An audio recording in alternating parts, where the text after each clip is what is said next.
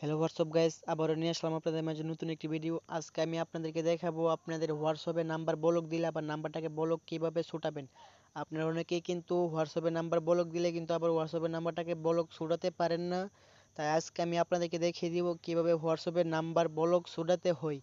ভিডিওটি স্কিপ না করে দেখবেন, স্কিপ করে দেখলে কিন্তু কিছুই বুঝতে পারবেন না। তাই চলুন কথা না বাড়িয়ে মূল কাছে যাওয়া যাক। আমাদের চ্যানেলে নতুন হয়ে থাকলে আমাদের চ্যানেলটিকে সাবস্ক্রাইব করে পাশে থাকা বেল আইকনটি বাজিয়ে দিবেন।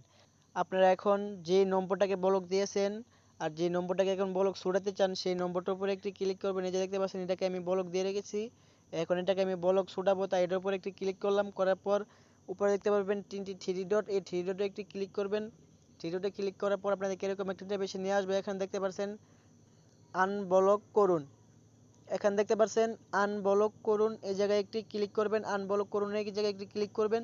ক্লিক করলে কিন্তু আপনাদের